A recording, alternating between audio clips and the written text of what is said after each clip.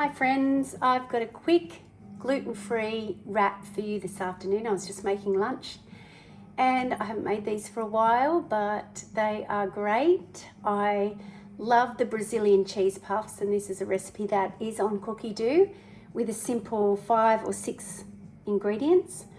And at one stage I was finding that, well, the little puffs just were great, but you know, I wanted to utilize that to add more ingredients to and make it a wrap. So I believe this recipe is there somewhere on Cookidoo for you to find. I'm not sure what it's called. I haven't saved it, so you want to go and find it, you can pop it in the comments underneath if you know what it's called. And it is literally using a arrowroot, corn flour. You could use tapioca flour, just a gluten-free flour. And instead of the Gruyere cheese, which it calls for, I'm just going to be using good old trusty Parmesan. And I'm going to pour it into a pan and make a wrap. So I don't need the oven. I've got my fry pan and I don't need to grease that. Now it says 70 grams, but I'm just going to show you. I always grate up an entire thing of Parmo, because then it's grated and it's in the fridge ready to go for something else. So of course that's a lot more than we need. So what you can do is just park the recipe and give that a chop.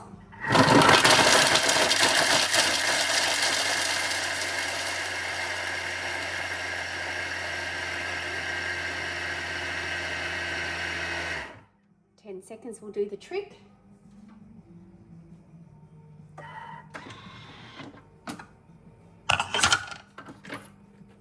Pop it in a container, nice and fine. Beats grating. Okay, so where I bookmarked, go back to that recipe. Pop in 70 grams.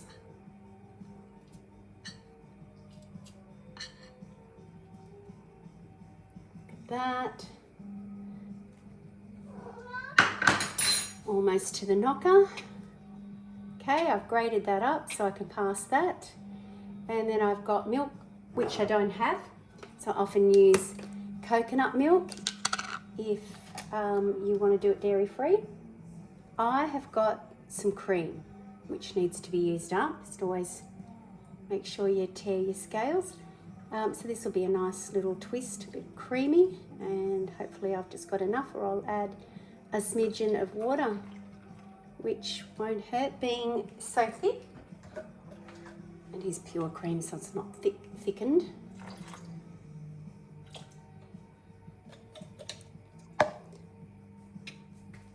Vegetable oil, you can use olive oil. I like to use a flavoured olive oil because then you've got a little bit of a slant. This one's got garlic in it. Bit of a slant on the taste for the wraps. And I'm going to cook in that as well.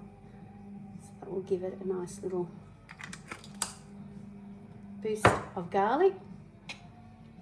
1 egg.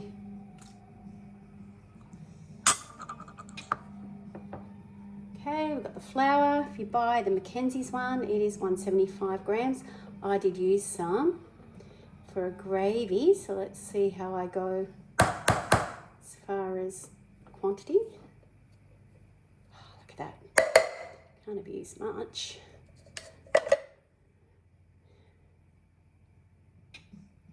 Teaspoon of salt, Himalayan of course.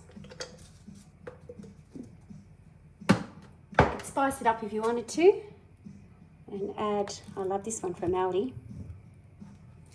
Put that in there if you wanted to. And we're just going to blend. Didn't want it for 3 minutes, but we'll stop it when we need it.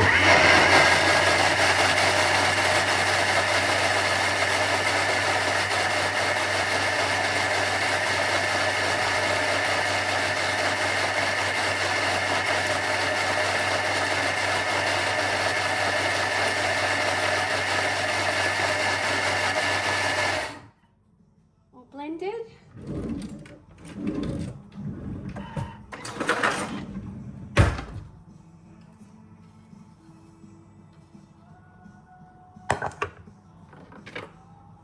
Okay, of course it's a little thicker with that cream. It's okay. I'm going to scrape down the sides. A lot went to the sides. So let's just might add a touch more water. Given that we want it to spread as a wrap and not sit up as in a muffin tin.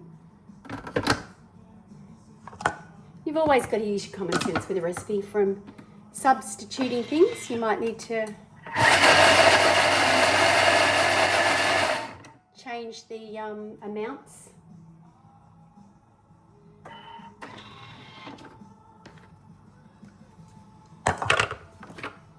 Okay, you got your batter. Okay, I'm just going to tip some of that. I usually get 2 or 3 wraps depending on how thick you want them.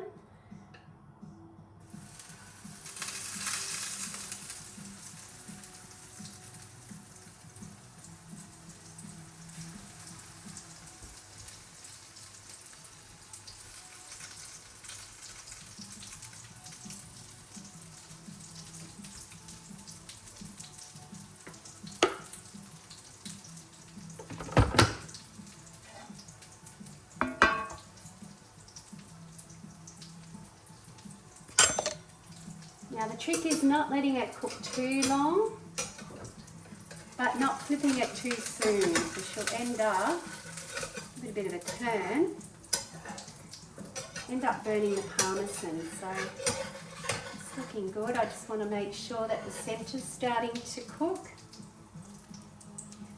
Usually only takes a couple of minutes. Then I'll show you the result once I bring it over.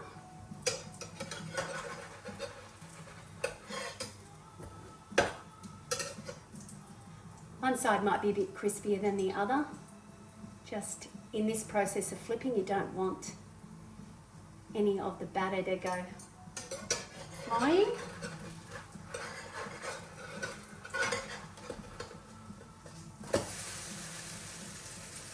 can see that happening there.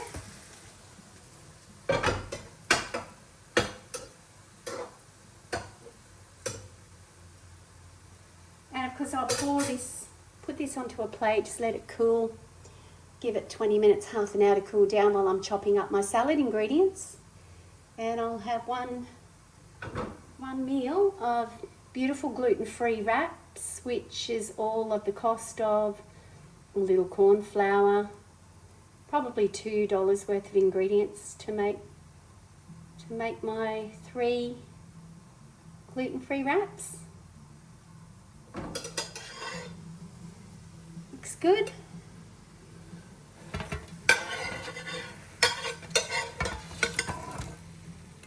Smells wonderful. I hope you'll give it a try.